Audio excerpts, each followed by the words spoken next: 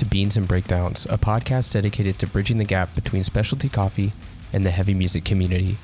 On this episode, I'm joined by Dominic Hart, vocalist of the band the Sissy Boys.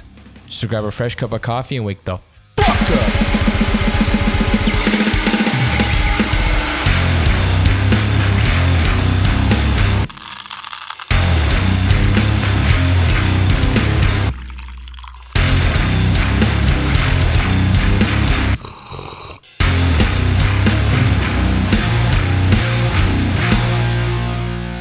What's going on, caffeinated crew? Today, I'm joined by Dom. He may not be the sissiest boy, but he is one of the Sissy Boys. So how are you doing this morning? I'm doing good. How about you? I'm great. We were talking. We're struggling maybe a little bit, but that's why we have coffee. Yes, exactly. Do you have something that you're drinking right now? I do have coffee. I don't know what it is. It's just like a pod, but it's good.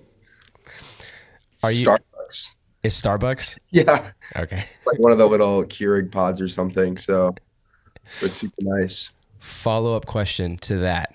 Mm-hmm. Do you clean the Keurig? No, never have.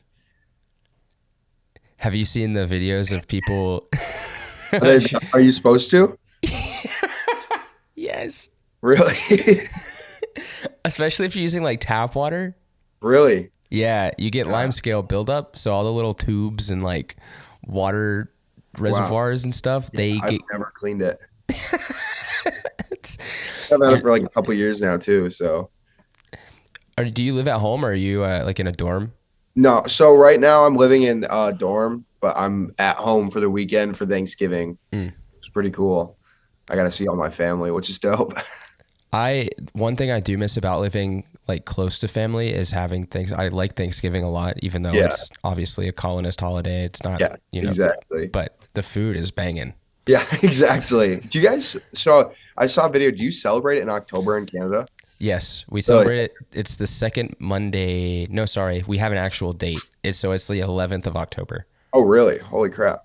Yeah, it's not anything near the size and spectacle of American Thanksgiving. Yeah, it's a big difference. I wish they would change the food. It's like people are getting excited over like 18th century food. It's kind of crazy. You gotta modernize. So instead of turkey, nobody likes turkey. No. Anybody who tells you that they like turkey is a fucking liar. What you gotta do is honey baked ham. I actually don't like ham. Sorry. Smash burgers. Yeah, that's better. That's awesome. I like that. Smash burgers, pizza, and then all of the good sides that people like for Thanksgiving. Oh mac and cheese, mashed potatoes. That sounds awesome. Stuffing. Still do stuffing, no turkey. I love stuffing. It's really just not turkey. It sucks. It does. It's just dry and gross. I fuck with ham, like honey baked ham specifically. Especially if it's like the spiral cut one, because you can just pull it off. It doesn't have that thick like skin on it. Yeah. I don't like this. Yeah, it's kind of the skin and the fat that like grosses me out about it. Yeah. I'm there with you. I don't like biting into a nice chunky piece of fat. But yes, clean your Keurig because there is limescale that builds up, and it can like not just damage the machine, but I think it can like affect the water toxicity. Really? Yeah. Okay, that's good to know because it's definitely getting gross. It can grow mold, essentially. Really? Yeah. Oh, shit. Damn. Yeah. So it's easy to do. Like you can just take a vinegar water mixture and just run it through the machine like once or twice. Yeah. Dang. That's some 18th century cleaning type. I've been going back to it. That's awesome. Vinegar solves a lot of issues. Yeah, hot warm water and vinegar. So there's something to it. I'm drinking something a little special. Nice. I recently found a cafe. A cafe opened up. It's not like I found it. It's been here, but it's called Cafe Even. I think it might be my favorite cafe in town now. Oh yeah. And they do a little bit of roasting, which is cool. And I got the Sol De La Mañana, which is a coffee from Bolivia. Nice. Yeah, it tastes like some crispy apple and vanilla and caramel. Yeah, does it? No, like when I opened the bag and smelled it, it smelled like kind of like an apple smell. Yeah, Yeah. that's awesome. When I worked at Starbucks, I think Colombian roast Ooh. coffee. That was my favorite. That's super nutty, the Yeah. one they have there. Uh-huh. Um, I like Colombian coffee. Yeah, me too. They do some crazy shit now in processing with a lot of like markets that have had coffee wealth for a while. Hmm. And so they'll do experimenting. And Colombia, you can get some like anaerobic where they ferment. Really? Yeah. And it Damn. tastes like Skittles. Yo, that's kind of dope. I love Skittles. Yeah, me too. I'll, who doesn't want their coffee to taste like Skittles? So tell me, because you're in college, Hmm. is Lansing's like a pretty big college town? Like that's the only thing there is there. Yes, but I'm in Ypsilanti. Oh, that's right. Yeah. Yep. So not Bills and Lansing. Yeah, so you're like closer to Detroit. Yeah. Which is it's a really boring. Well, Ypsilanti is like a boring town, but like next to it's Ann Arbor, which is pretty cool. Hmm. Yeah. That's where are you a Parks and Rec person? Yes, I love Parks and Rec. That's where Chris and Ann moved to. They went to Ann Arbor. Really? I didn't even Yeah, put that together. What the hell? at the end of the show. That's dope. It's the only reason I know what Ann Arbor is. Um, how is the? Because I've worked in Auburn Hills, Yeah. and it's a coffee desert. Like it's an everything desert if you're not a student, Yeah. essentially. So is there like that one spot that everybody like hangs out at that is like the coffee spot?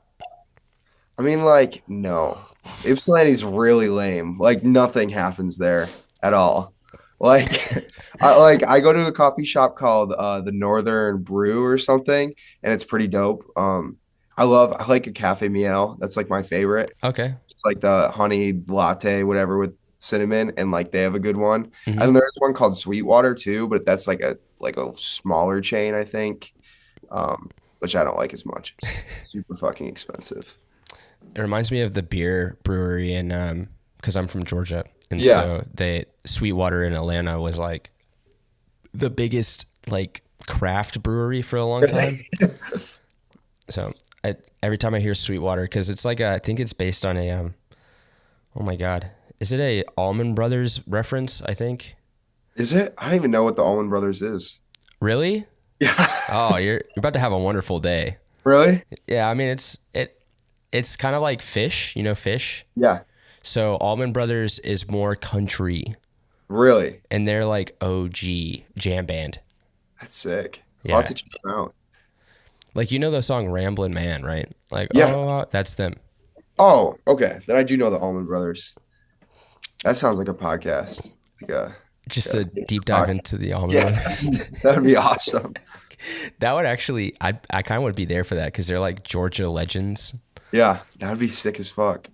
Um, yeah, I'd do that. Or you could start a animated TV show based on the Allman Brothers, but it's animated almonds. That'd be sick. You could call it the Almond Brothers. Others. That's awesome. They're gonna turn us into almond milk if we don't do a good job. Are you originally from like Western Michigan? Is Yeah, that? so actually right now I'm in Muskegon, and that's where I've always lived in Muskegon. I was technically born in like Grand Rapids, but my parents were living in Muskegon at the time. So yeah, I'm originally from West Michigan, which is it's all right. It's like the scene's not as good as Detroit at all. There's a couple good bands, but you just can't get people at shows. It's kind of the sucky thing. So I find that interesting because a lot of scenes that I've talked to are people from scenes that are smaller towns. They seem to be doing really, really well. Yeah. It's interesting. Like Muskegon, so everything's so close to Grand Rapids, people just go to Grand Rapids. And like Muskegon is like total surf town. Like we were the only like hardcore dudes and stuff. And then Grand Rapids is fun, but like people just don't show up to shows. Like Luke Dean does a great job putting on some really cool bands and some really cool people, and no one shows up. And like there's a few good bands out there, but people just don't want to show up So it's kind of annoying because we're trying to like have a fun time and get a scene going, and then they don't show up. But then they show up to when Knocked Loose comes through, and I'm like, where are you? I'm like, other cool bands are playing. Like, we want to see that. That's I wouldn't say that happens in Montreal. Like it does, but not as much as like I've been talking to some friends from Ottawa, which is 2 hours away, a million people. Yeah, damn. And you can't get 30 people to an all ages show. Like, and it's interesting because I feel like some of those weirdly like not huge cities, but like smaller ones, there's like too many shows going on. Like when we play like the other smaller towns that we have, it's when like one show, that's the show, and then everyone shows up. But like sometimes we'll play in Grand Rapids and there will be 10 shows going on, and everybody just disperses to the different shows. But then it's like, then you have 3 people at each show. So it's a really weird vibe. Yeah. The overpopulation of promoters, I think is becoming maybe definitely some people need to merge. Yeah. Yeah. At least get in a group chat. Hey, are y'all booking a show this day? Okay. And just plan on everything for different times. Yeah. Stack them. We used to. Yeah, exactly. We had one DIY in my hometown and it was shit. It was like a pizza parlor basement. Yeah. Thinking back on it, it's very quaint, but it would get double booked all the time. Really? And instead of canceling one of the bills or whatever, we would just like stagger. Yeah, that's awesome. 8 bands on a Saturday night. That's sick. We kind of had that when we played Chicago the other weekend. We were going through and the venue got shut down literally like the day before we were about to go, and nobody knew what to do, but they're like, come out, we'll find something. And it was funny because we ended up playing a show and CMI had the same thing where they were playing a venue and the venue got shut down. So they played at like 1 till like 3 at the same venue. And then as like CMI's loading out and ending their show, we're walking in and like we got to meet them, which was pretty cool. But it was like a really weird vibe because like we played like the same exact venue as them because we both had the same situation. It was crazy though. Were they nice? They were really nice. Yeah. The guy was, I think his name is Adam. Mm-hmm. He was really cool to us. And like, he had kind of heard of us, probably just through, we're kind of similar in the way. And he's like, oh, I've heard the EP, you guys rock. He's like, he really likes the name, which was pretty cool to us. I think the name is such a selling point, honestly. It's like, thank you. It's like what? Yeah, we didn't really know what it was. My brother was just like, it would be funny if you named it this. And we're like, okay. And then we named us that. And then it's always been kind of a cool thing because people never know what to expect. Like we've had a lot of people come up and be like, oh, we saw the Sissy Boys on the flyer and we expected some like dumb punk band, and you guys like kind of brought it, and we're like, thank you so much. Like it's just kind of a cool vibe for us to like have a name that doesn't really fit the band. I remember hearing the name for the first time, and I believe it was from maybe Lexi. Mm-hmm. It was definitely a few months ago that I had heard it. And so it was maybe from Lexi or a Buffalo person or Lyric. I can't remember who it was, but they were shouting out some bands and mentioned the Sissy Boys. And I was like, the Sissy Boys, and then they were like, yeah, it's not what you think. And so whenever the bill came out for Buffalo and we saw that the Sissy Boys, I was so excited, and my band members were like, what the fuck is that? That's awesome. So you met Ryan, our bassist. He's like, y'all's style of hardcore is so like what he likes. Really? That's awesome. So I especially was like, dude, you're gonna love this shit. Dude, he was such a nice dude. Yeah, we're both at the same bass, so it was just pretty cool. He is like super sweet. He tries to act tough, but he's not tough. He's just a sweet little mustache boy. It was awesome. When you guys came through Detroit, it was fun to like mosh with you guys, which was really sick. And like not have the pressure of like me playing, so I could actually because I always get kind of nervous before a show. I don't try to show it, but I always get nervous, so I'm like really quiet. But it was cool when y'all came to Detroit because we could actually like chop it up and mosh together. And yeah, Buffalo was like our second day out, and that was like our third US show, so a little stressful. Yeah. But then Detroit was like, this is our last day. Yeah. I don't care. That's awesome. If we get hurt, we get hurt. So yeah, exactly. That was a sick show. It was fun. Hot as hell. I don't know. Enough said. Yes, they were super sick. I was I'm friends with the singer, and I had heard the single, and I was like, oh wow, this is really fucking cool. And then when they played, I was like, damn, that's like one of my favorite local bands now. That was Yeah. really intense. They did a really good job. Playing the same song twice in a row. Yep, that was awesome. Hard move. That whole show was fucking sick, and Joey putting it together, like Yeah. having such a hard time finding a promoter in Detroit, because Detroit is really big, but like it's busy, I guess. Yep. But Joey really, really helped us, especially for like a Sunday. Yeah. Yeah. And the spot was sick.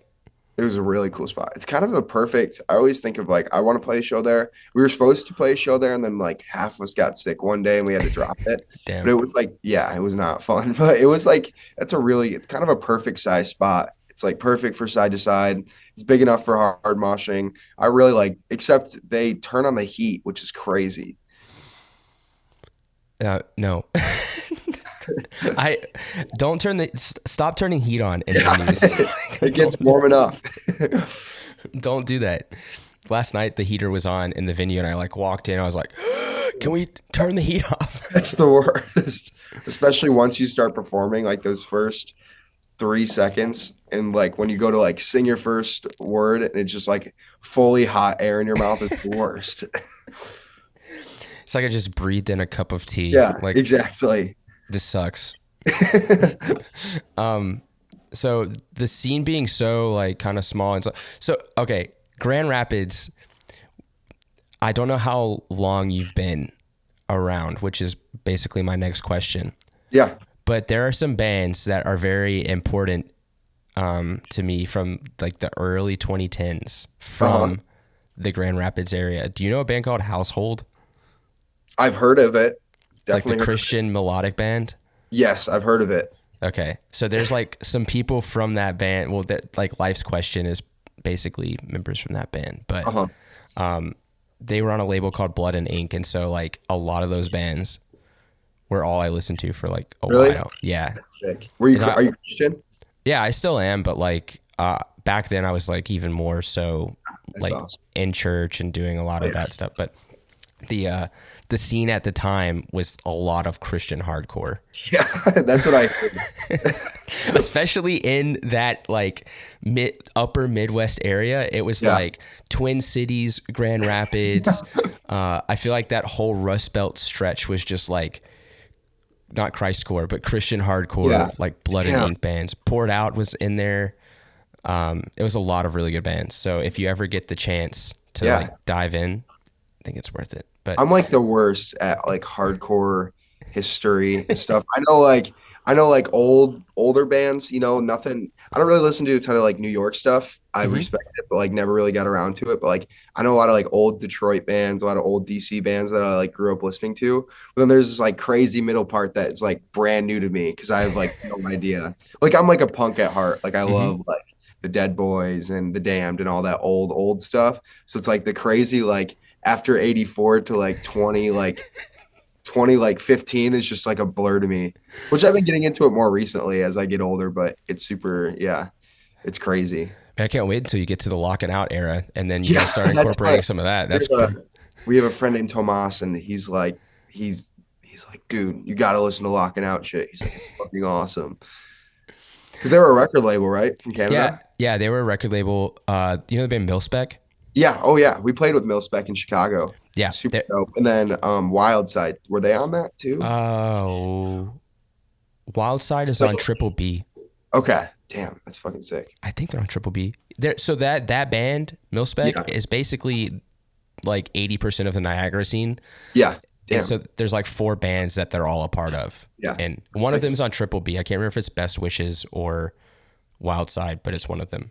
Yeah. Like I said, and if anyone's listening, I'm so bad with like names, bands, and everything. So I get everything confused. But yeah, that's what our like kind of old head is saying. He's like, bro, you got to get into the Lock and Out shit. He's like, it's awesome. It's very much like a blend of like youth crew, modernized punk. Like the only thing I have a gripe with, because you're a mosher. I'm a mosher. Yeah. that era of hardcore, for all of the like cool positivity that was there was like zero moshing. Really? Mm-hmm. Was it circumstance or was it? It was like they were trying to keep it super, super like there was like even a fest called Posse Numbers that Yeah. the entire fest would be like, you would do maybe like side to sides, but if you swung or crowd killed remotely, like people would throw you out of the show. Yeah, that's what happened. We literally played a show 2 nights ago at this place called Bell's. It was a really cool venue. It was pretty like massive. Mm-hmm. And like they were like, yeah, you can two-step with no elbows. I'm like, how do you two-step with no elbows? And they're like, yeah, you can hardcore dance, but you can't swing your arms. And I'm like, how do you do that? So we're like playing this show and people are like just two-stepping with their arms straight down. It was like the crazy. I was like, finally, once we went on, because we were like the local hardcore band, like it was just crazy. They had like people just weren't following the rules. We had some dude, like one of our friends was just taking off his shirt and they were like, the security guard was like, you have to put that back on, and he was listening and shit.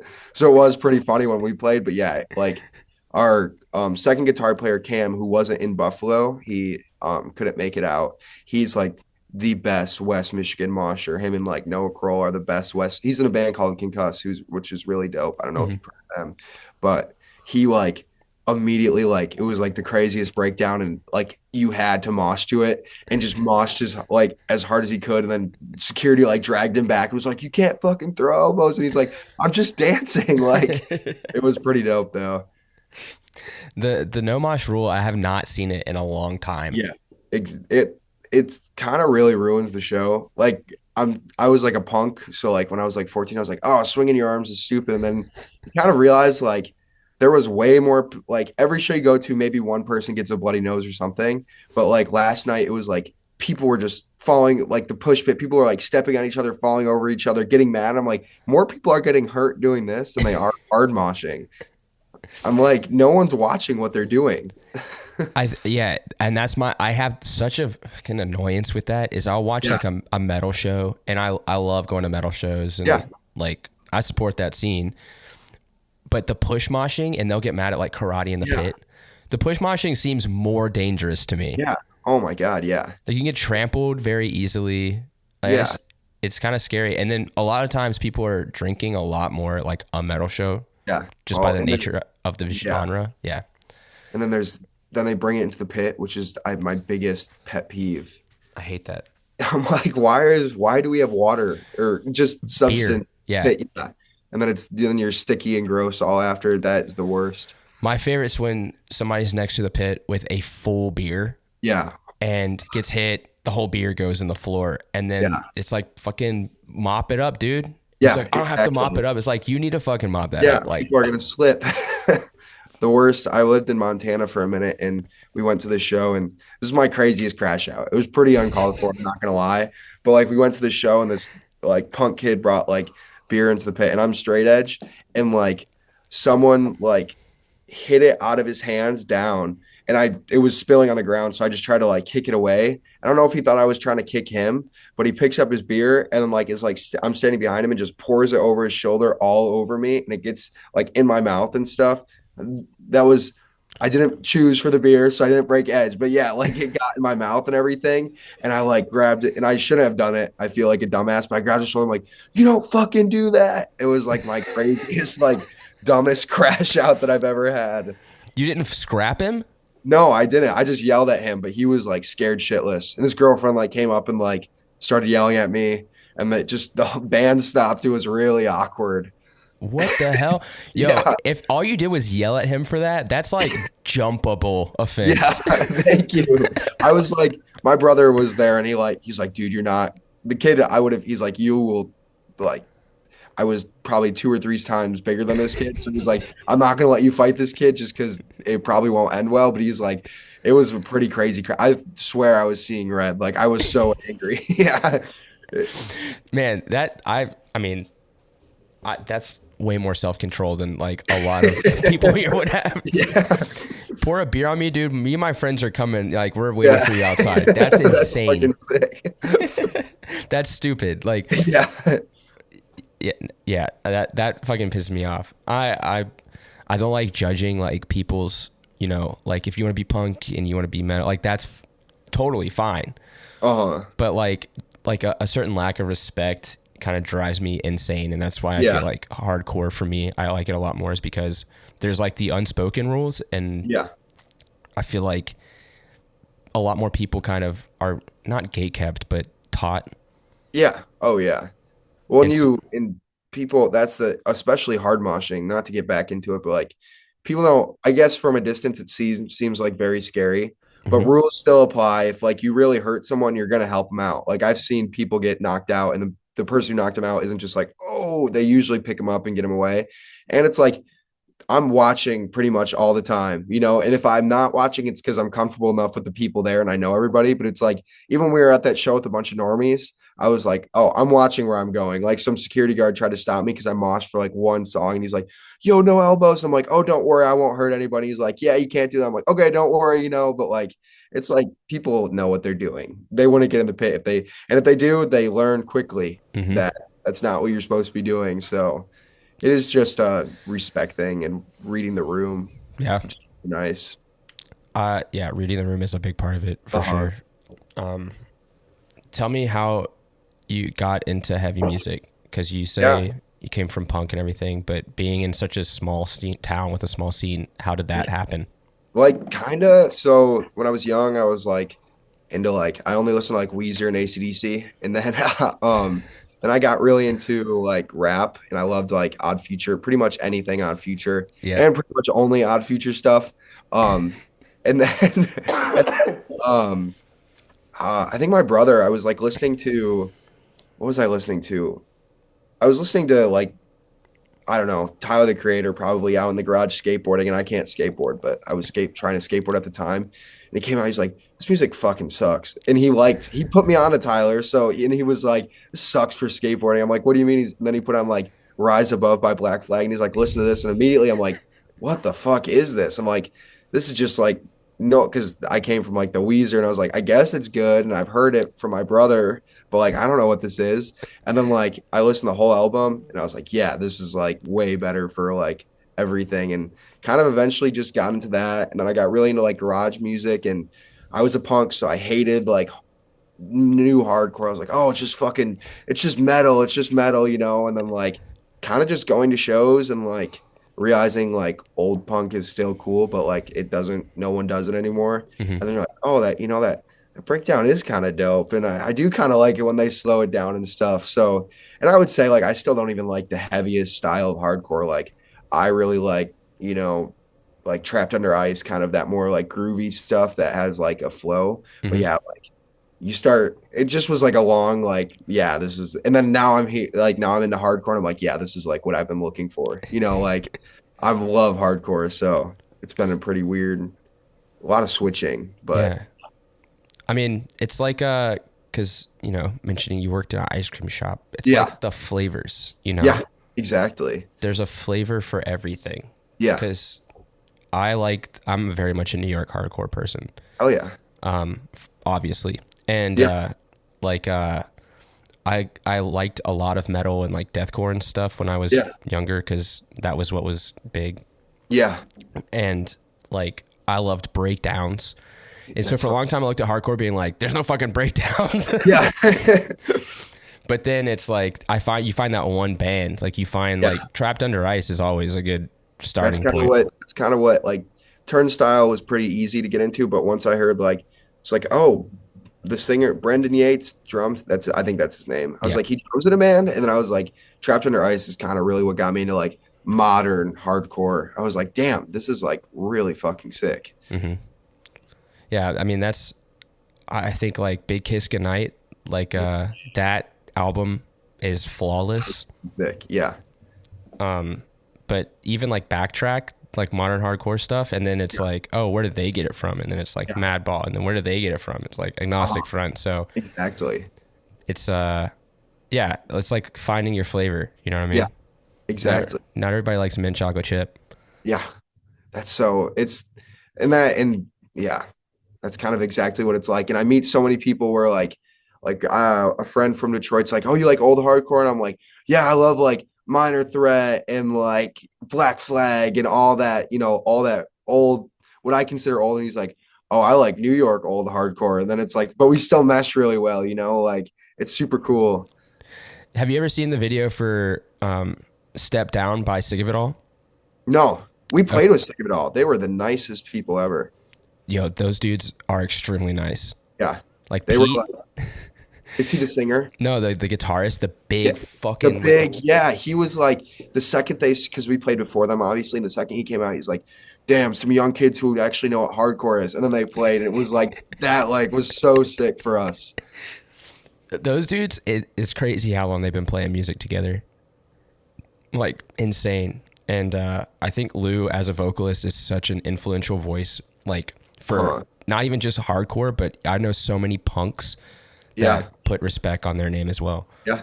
So It's pretty, they were super cool because they were hardcore, but like, we kind of, you know, they got food when we were in the green room and stuff. And they were, but like after we like kind of chopped it up and they had like, they're like, oh yeah, we love punk and we love everything. And that was what was kind of cool about it too, is because like a lot of the new people, and especially like, I don't want to say like, but like some people who are getting into the scene right now are like, oh, you know, like punk music sucks. That shit is dumb. And I'm like, well, it still has a place. You know, a lot of this comes from inspiration from it, and not that it sucks. But I think we should respect it. And they kind of put a lot of respect to like the old stuff, which was super sick. I that's my like yeah like at a punk show I do feel out of place for Yeah, sure because exactly. I don't like being super drunk and like falling all over the place and Yeah. I, I I don't even go to punk shows because it's a not much. lot. Yeah. But I have friends that play like street punk and stuff, and I'll go see them, and fuck, I have a lot of fun. Yeah. Yeah. So it does have a place, and they're like it or not, hardcore comes from punk. Yeah, exactly. Like all those OG dudes from DC, from the West Coast, from New York, they were all punks. Punks. Yeah. That's, Like, and that's just, yeah. yeah. Without like Keith Morris from Circle Jerks and Black Flag was a punk, and then they started writing heavier riffs, and they called it hardcore. Exactly. Even like Bad Brains, who were like the first like considered hardcore band, I think they wouldn't refer. They were like, "Oh, we're punks," you know, which was pretty cool. So Rasta punks. yeah, exactly. That's awesome. So do you like, this is a good question. Do you like ska? Okay. So I like two-tone ska. Okay, hell yeah. That's dope. I got into it a few years ago because I saw Real Big Fish live and like 10 years ago, and I was like, this is fucking terrible. Yeah. But I think like more ska core, where it's like not as many horns, but it's still like the same kind of punk vibe with the upstrokes. I like that. That's dope. We have a big because of Mustard Plug. Like, there's a big ska like love for in West Michigan. I just never know what people think about it, because like also that's kind of what you're saying about like punk shows, where it's like definitely not my place, but every ska, like the one or two ska shows I went to, I was like, damn, this is like the most fun I've ever had. Like it was just like crazy nerds just jumping all over, which was dope. It's a nerdy genre. Yeah. Oh yeah, definitely. Like a genre that like the fit is like a checkerboard bow tie. You know, it's gonna be like a pretty crazy show. I there was a huge ska and ska core scene in Montreal, like in like the 2010s, going all the way until even I moved here in 2018. I played with, I think I played with a ska core band at one point, but this was like when I first moved here, and I talked to so many people, even Ryan, to revisit him. He came up in like the kind of like punk and ska. Yeah, he was friends with a lot of them, and it's still like very big. We have a fest here called Puzza. No way. And it's a mixture of the word poutine and pizza. And it started out as a more underground fest that was for punk, ska, and even like some hardcore. So like Face to Face would play. I think Marauder played one year. Yeah. Like, I can't name a bunch of ska bands, but like a bunch of ska bands. Just ska bands. So like in Montreal's, I don't know if it's like a northern thing, because where I'm from, like nobody listened to ska. Yeah. Damn. I think it has more to do in like the Midwest though, because doesn't it kind of like it has a similarity to like polka and that kind of like Yeah. pop music. Yep. Definitely. We have all the weird, all the like very European people in the Midwest. Like I'm super Dutch, I guess. Just Oh, crazy. Yeah. I had no idea, but damn. I've met a lot of like Polish people from the Midwest. yeah. Oh, there's a shit ton of Polish people. Y'all fuck with pierogies out there? Yes, I actually do. I love pierogies. Dude, and Polish people are dope. Let me put that on the record. Polish people are sick. Polish people are very cool. Yeah. One of the vocalists in town, he's been in a bunch of bands. I call him an old head in the most endearing term. Oh yeah, we have because we're like 20, everyone's like, "Oh, we're so old," and we have like our old heads too. Yo, one of my friends is like 26 and I'm 32 and he called me an old head the other day. I was like, you better shut the fuck up. Yeah, no. You can tell your 26-year-old friend the 19 and 20-year-olds think he's an old head too. So I think it depends on the amount of time you've been in. Yeah, exactly. So I guess for him, he's been a lot. He hasn't been in very long, and so he looks at me because I've been in for longer. Yeah. But I mean, in 5 years, you're gonna be an old head. Yeah, I already feel like I've only been coming to shows for 4 years, but like because like we were the young band, and now we're just kind of turning into a band. It's really weird because it's like the vibe has drastically changed for like people just being like, "Oh yeah, that was like a sick set." I love seeing young people make music to like, "Oh, let's go get dinner after." Like that was really fun. Like let's hang out and stuff. So it's been a really cool vibe switch that happens. Tell me about Tie Down. How is because y'all had that was before the EP came out, right? Yeah, like right after. Okay. Like, literally like a week.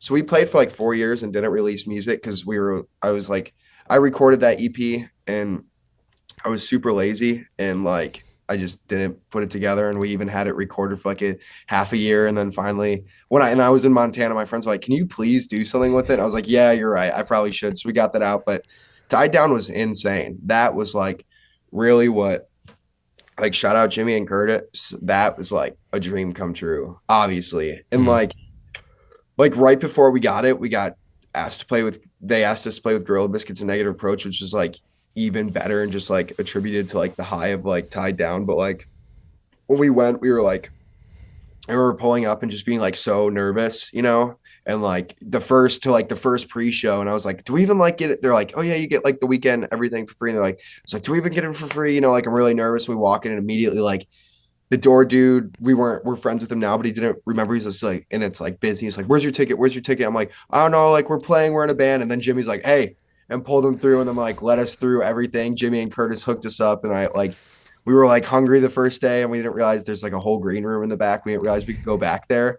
And like probably the best part of it was all the free food and free stuff we got. And like they had like refrigerators full of Monster Energies. And I don't know if we're allowed to say this, but we definitely all took like 15 to 20 at the end and just brought them home because we didn't know what they were going to do with them. So that was probably the coolest part was just like the free shit we got. I have a bunch of these like face towels that I like jacked because I was like, I use them in the shower and I like wash my face. I'm like, damn, that's super sick. But yeah, it was like and then I was like, for some reason, I was like never nervous to do shows. And then when I got back from Montana, it kind of hit me a little bit more. But like that show, I was like so nervous. I don't know if you saw the thing, but I was in like a dumbass tuxedo and I had like my sunglasses on and I was like so fucking nervous to get up there. And it wasn't like the room was packed, but it was like obviously a lot of people there. And like I got up there and immediately I was like, "Oh shit, I know every person. These are all my friends with like all my friends up front." And like people, all those dudes jumping on me were my friends. And I was like, it's all my friends up front. And then all the weird people I don't know in the back, not weird, but people I don't know in the back. Strangers. Yeah, exactly. Strangers. So I was like, damn, this is like so easy. It was just like a normal show. And actually like, that was the first time we had played with like monitors pointing at us. I just remember like, wow, my voice is fine. I barely sung anything. Like people were singing for me. It was pretty awesome though. That was like probably the best like show we've played. Obviously was Tied Down, but that was so much fun. Yeah, shout out Jimmy and Curtis because Yeah. like I love that they're so willing to throw like local bands Yeah. that maybe don't even have that much, like under their belt, Yeah. but they see the potential there. Yeah. And that's what I was talking to Curtis and I was like, thank you so much for like giving up this opportunity to like do this. And he was like, dude, like you guys put in the work. He's like, this isn't like us just throwing you a bone. He's like, you really deserve this and you deserve to be showcased like this. He's like, so it was kind of awesome for us because literally we gained like 1,000 Instagram followers from that. And that's kind of like what put us into the next level where it was like now we can play out of state, like Hmm. most of our shows now are out of state. So he really like just gave us that nudge that perfectly put us into the next level of like of a band, and it was just amazing. And everyone there is so nice. Like Jimmy and Curtis have helped us out so much and put us on that. Like I love when I said I don't really listen to, like I never really got into New York hardcore. I'm more talking about like the Marauder stuff, like the Hmm. New York hardcore. But like I loved like the Youth Crew stuff. I loved Negative Approach is my all-time favorite band or all-time favorite hardcore band, and they were like, yeah, here's a show with Negative Approach and Gorilla Biscuit. So that was like awesome. So they just helped us out so much, and like I'm so appreciative of what they do for us and what they did for the band. It's pretty awesome for us. Hmm. Do y'all consider like Detroit y'all's home scene? It's very weird because we go from like because like we love a lot of the older people in West Michigan loved us. Like it was like they like all pretty much everyone over 20 and then like our close friends like loved us. But then weirdly, like I think the punks have really come around to us, but at first we kind of had a weird relationship with them just because it was like people were like, oh, are they punk? Are they hardcore? And then like obviously we would go to shows and we would just be assholes and just hardcore mosh, but we were like the punks, so people didn't like that. And at first it was like I felt like kind of the younger people like loved us, then kind of were a little standoffish about us. And then we played GR a lot. But like I think Michigan is just our hometown. Like everyone has been so nice and like it's really it's crazy to me because I just remember like we even went to a Lansing show, which we were talking about earlier, and Hmm. people were like, oh, I can't believe the Sissy Boys are here. And I'm like, why wouldn't we be here? Like we go to every show we can. And then they were like, really? And we're like, yeah, like we're not Hollywood. We try to like go, we love going to shows. I want to mosh. Like this is my thing. So then now like Lansing is cool with us and like GR is cool. And those are kind of like the big, Hmm. Lansing, the middle Michigan. And that's just kind of been, I don't know, like Detroit, Detroit has probably done the most for us, but like GR loves us and Lansing loves us. So it would just be unfair to say Detroit is our home, but like definitely we've had the most opportunity in Detroit and it's just the biggest city. Yeah. So but yeah, like West Michigan still loves us and everything. Even like that show, that Bell show we played was it's a total country venue. It was I love I loved all the bands on the bill, but it was definitely like a older group and we were kind of on the young and like all of our friends popped out and showed up for us. So it was like all of our West Side friends popped out and showed up for us. So it's like it's very weird because I just feel like everyone really, really accepted us and lets us feel welcome, which is pretty awesome. Hmm. Just ride for Michigan. Yeah, exactly. Michigan doesn't get enough love, I feel. It's like similar Yeah, to Ohio. yeah, exactly. And it has a lot of good stuff. I feel like hardcore as a whole, but I hear a lot like Michigan didn't have anything for a good 10 years. They had like Freedom and that Hmm. was about it. And I feel like Michigan is just, and I'm not trying to like, but Hard Count, super good young band that's coming out of there. Concuss, Lyuda. I play bass, but King's Command is coming out with really cool music. I have a hard time with King's Command because I don't write the music, so it's like Hmm. I'm just the bass player. So I feel like sometimes I feel a little detached from the band. I forget that I'm like even in it just because like they do all the writing. But like King's Command, Richie writes really cool riffs, really good stuff. Yeah, but like there's a lot of cool stuff, and then Ohio too, like you said, like all the DGR dudes, like that's our record label. Shout out DGR. Hmm. They're super. All those dudes are really cool and just make really good music. Did y'all play the DGR weekend? Yeah, the showcase we played the second day. That was crazy. That was such a fun show too because people we played Ohio before, but once again it was like right when we dropped the EP or right before, and nobody knew our music. But like Ohio has definitely been the I Buffalo was really fun, but we only played second. Hmm. But Ohio has been like Ohio sometimes goes even crazier than Michigan does for us, just because they don't see us as much. But like, and then we just played Dirty Dungarees 2 weekends ago, and that was insane, and everybody knew the lyrics, which was really cool. So Ohio, that in the DGR showcase was like, that was the day before the Gorilla Biscuits. So we played DGR showcase, got in the car, played Gorilla Biscuits, and that was like Tied Down was the most fun weekend because it was a festival, but that was like the most fun band run weekend. That was so much fun. I mean, that's a crazy stack Yeah. weekend. Like, Yeah, it was insane. Same thing. Like, woke up one day, went to two shows, then the next day we went to Gorilla Biscuits, and it was like such a it was such a vibe. yeah, Not to sound corny, but it was really cool. it's a vibe. Yeah, and my brother from Montana, or who's living in Montana, flew out because he had never seen us before. Like, what? There was definitely a big shift after I came back from Montana of motivation.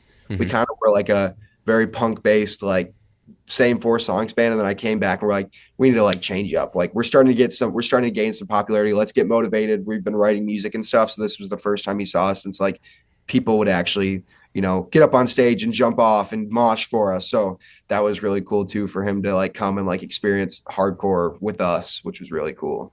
But yeah, really fun weekend. Yeah, the thing that I really liked when I met you guys and saw live like playing together and stuff is the amount that y'all mosh for everybody, because that's just an indicator of a good band. Yeah. And then yeah, it's fucking sick. You guys are joking about straight edge a lot, which I find really funny because I respect the edge. I have like straight edge members in my van. I'm not straight edge, but like I just feel like sometimes people take it so seriously, and that's fine if you need that. It's hella annoying. Like, Yeah. I prefer like drug dealers over like militant straight edge guys because I'm just like, oh my God, shut up. Like, nobody, like, no one cares, like, and that's why like a lot of people don't really believe we're edge because like I'll be like, we'll be chilling, and we'll be outside of a show and I'll be in front of a bunch of people who just saw us play and they don't know me. And my friend will be vaping, but yo, let me hit that, and like, I don't grab it or anything, but I'll be like, let me hit that with X's. And then everyone's like, what the fuck? Like, you have X's on your hands, but it's like, who cares? Like, I know who I am. I'm just not interested. So why not make a joke out of it? I mean, that's what I like. We always joke about like having our friends break edge. Like we're going to force them to break edge. Yeah. And Literally. usually it's taken well, but sometimes they're like, what? Yeah. I'm not breaking edge. And you're like, yeah, obviously not. Like, well, I don't know, but I'm going to make you do, I'm going to pour beer down your mouth. Beer down your throat. While you're sleeping, I'm going to waterboard you with beer. Beer board you. We Want to Fight. Yeah. Great EP. Great name. Thank you so much. Shout out DGR. Shout out DGR. What's next? So really, we need to do something. We're getting lazy again, but we actually we recorded some stuff. We recorded with a studio called Cold War Studio. I recorded some stuff in my basement. I just record down here. I'm not professional at all, but it's a hobby of mine that I'm trying to get better at. But we have probably like 5 or 6 songs that are ready to come out, and then even a couple more that we can probably finish up. We have a couple good shows coming up. I know we have like a festival in Milwaukee. I don't know if I'm supposed to say that, but we do. That we're on Milwaukee or something over there. I don't know. It's somewhere over there. Yeah, exactly. I like Michigan, so I don't know the rest of the Midwest, but I'm just kidding. I love everywhere in the Midwest, but we have something in Milwaukee, and then there's this really cool band called Tried. I don't know if you like emo, but they're kind of like an emo band. They're kind of out of Detroit. They're from all the guys are from Ann Arbor, but they're kind of in Detroit now based, but they like we have a lot of good friends locally, but like when we met these guys, it was like, damn, like we clicked, like this is a really cool band and we really are trying to get a tour going. Like we're all young. We're all in the like early 20s. I'm the oldest original member. Our second guitar player is a year older, but then the rest of the boys are 19. So I'm like, we want to do like a huge tour, and just really try more as an experiment for me, see what not putting money into it and see how much like money we make from shows, if it could cover a tour, but hopefully by like next year after the winter, we do a tour. My brother lives out of Montana, and they don't have a huge hardcore scene, but they have a lot of, it's kind of like one of those towns where a show gets thrown a month. So everyone will pack it out and Like like, it's a scene. yeah, Yeah. exactly. So, and like it's $100 to get a venue. So I'm like, if we could get out to Montana, we could probably make a ton of money there. And then we have some connections in California. You just kind of start meeting people, that. Like, so hopefully we could get to all the way to California, which would be dope. Play some shows out there, get all the way back. And I really want to, stick to the band fund and see what we can do and just budgeting and just kind of figure it out because this is our first real band. So we want to Mhm. make sure we're like doing it correctly. But yeah, kind of hopefully we have a split that should be out. We need to get that mixed with a band called Field Note. One of Luke Dean's bands. Are you familiar with Luke Dean? I feel like I've heard the name. Yeah, you definitely. He's like the Grand Rapids Jimmy and Curtis. Okay. So we're doing something with his band, and then we have an EP that we recorded that we need to figure. I need to get the shit done and get the bass recorded for with Mick. And then pretty much just hopefully a tour and then a couple good shows that probably haven't been announced yet that I don't know if I'm supposed to talk about, but I probably won't because I don't want to get us in trouble. But yeah, it's just a couple cool shows. But yeah, that's about it for next. Is that like just early next year, looking into Yeah, December? Yeah. hopefully. Sticking with DGR for the releases. Yes, Cool. probably. Actually, we haven't pitched anything to them yet. But if they hit us up, we definitely want. They're really nice guys. Like Hmm. we just stayed with. Do you know any of the DGR dudes? I like. I'm like a degree of separation, but I've never met them. Yeah. Yeah, exactly. But that's kind of everybody in hardcore. Like you're like, I know I've You're heard two, yeah, at exactly. least 2 degrees of Yeah. separation from somebody. But yeah, like we just stayed at the guys from Emma Love's house. They were super nice to us. They're kind of like they're really good with the DG. They've been on DGR for a Hmm. while. So I love um that band. yeah, they're super cool. And real like once again, like they're a little bit older than us, but just some people that at shows you're always kind of like, oh hey, like super formal, and then like you meet these people and it's just like, damn, like these are people I could really be friends with. And it's once you kind of get more comfortable and stuff. So Hmm. that was really cool. Yeah, I mean, I talked about it with Saf a lot, but like those DGR bands coming out of COVID, Hmm. On Love was one of them, and Rejoice and Yeah. Slug. Like Yeah. all of those bands are crazy. Yeah. It was awesome. Rejoice is super sick though. And Slug, I saw for the first time at the showcase and I was like, damn, I think we actually wrote like a similar riff, which I noticed. I don't know what came out first, but there's one riff that's super similar. But yeah, they were super nice. And like the singer of Slug was just super cool to us, like showed us around Cleveland when we were out there because we had never been and Hmm. stuff. So um, that was super cool. Put some love on Ohio. Yeah. We love it. Yeah. I I don't hated know. it coming up. I thought it was like a lamer Michigan, but now it's like I'm I just think kidding. it used to be. Yeah. I have a big bit where every Midwest state I go to or place we play, I'm like, yeah, this is just like a shitty Michigan because like Muskegon is like a shithole. So I'm like, yeah, this place fucking sucks compared to Muskegon, but it's like most of the places we play are like 10 times better than Muskegon. So It's so funny too, because like online hatred for Ohio runs so deep. But yeah, I feel like 90% of those people have never even been. no, yeah, it's crazy. It's actually fun. Yeah, it's super fun and it's cool. It's like weird small but big cities all over. There's like and How then is the city both so small and so big at the same yeah, time? exactly. That sounds like a fucking I think you should leave sketch. Yeah. We've got the smallest, biggest city you've ever seen. Well, Dom, this has been a lot of fun. I'm really So happy much that we got to hang out again. I appreciate your time. Oh, hopefully I wasn't too awkward and sorry I look disheveled. It's okay. We're all disheveled, Thank whether you. it be inside or outside. Everyone. Just got one last question for you before we go. Yeah. What's your favorite city for beans and breakdowns? Favorite city, Detroit and Grand Rapids. With Detroit. Just Michigan. Yeah. Michigan. Yep. But really Detroit. Detroit's sick. I wish we had more time there, but I love Detroit. I think it's really cool. Oh yeah. It's so much fun. Wanted to go to Madcap. But it was closed. Yeah. The coffee place, it's amazing. It's weird. Detroit's weird. I'll say that. Like, I don't know if I'm allowed to say that because I'm not from there, but it's like, it's so like fun to go because you're just like, I'm in a big city, but it's kind of like the reverse. It's like the smallest big city. It's like, I'm in a big city, but I'm in a neighborhood with yards. Yeah. It's like, is this a house or a business? I cannot tell where I'm at right now. Exactly. But yeah, definitely Detroit. Cool place.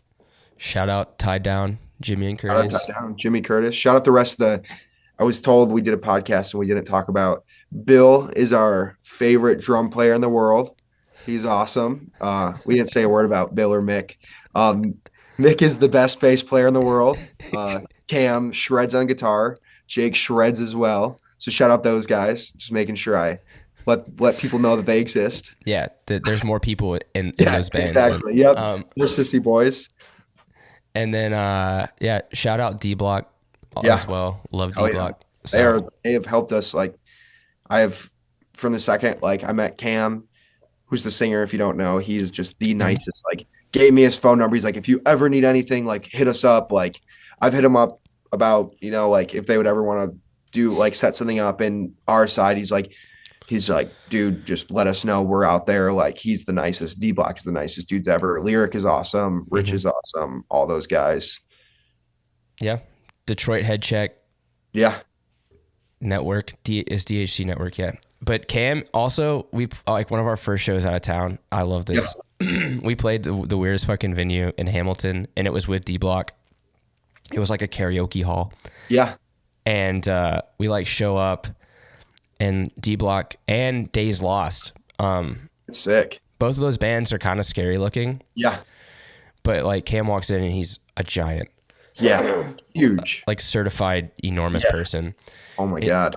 And he walks in and sits at the merch table. I was like, yo man, I'm really excited to play with you guys. We really like D Block and stuff. Yeah. He's like, oh, thanks, man. It's really good to see you. Oh my God. I was like, fuck. I remember everyone in D Block I've been terrified to talk to. I have a story with and I'll tell you because you're friends with Lyric, but Cam was so scary. And the first time we played, we were it was this thing called Sweatfest. And immediately as we started or halfway through the set, I was like, everyone get on stage, get on stage, get on stage. And everyone got on the stage, but the PAs weren't chained up. So they all a PA fell over. And I just remember the guys in D Block were there and they're all like, dude, that was so sick. They were like, that was awesome. And I was like, oh my God, that it made my day. Cause I was every time, even they are just the most terrifying dudes to look at. They're all buff and big and tall, but they're the sweet, they're the nicest people ever. But Lyric, he showed up to I wasn't cool with Lyric at this point, and he showed up to one of our a skate park show. And now I look at Lyric as such a sweet person, but he is same thing, very tall and very big. And when you have the D Block, people are scared of you when you got that. And I remember being hello, my name is Dom. Nice to meet you. And he's like, hey, I'm Lyric. And I was like, no way. You're the nicest dude ever. It was awesome. Yeah. It's everybody is pretending to be tough. Yeah, exactly. Or just hiding it very well. That's true. That could be the case. It's just buried very deeply. Yeah, exactly. Well, Dom, again, thank you so much for your time. Yeah, thank you. Looking forward to when I get to see the Sissy Boys again. Yeah, I'm super stoked to play with y'all. Anytime you guys, I want to make it to Canada soon. We just have to get our license enhanced, but yeah, we want to get out to Canada. So I hope you enjoy the rest of your Saturday or Sunday. The rest of your Sunday, and yeah, we'll talk soon. Yeah, sounds good.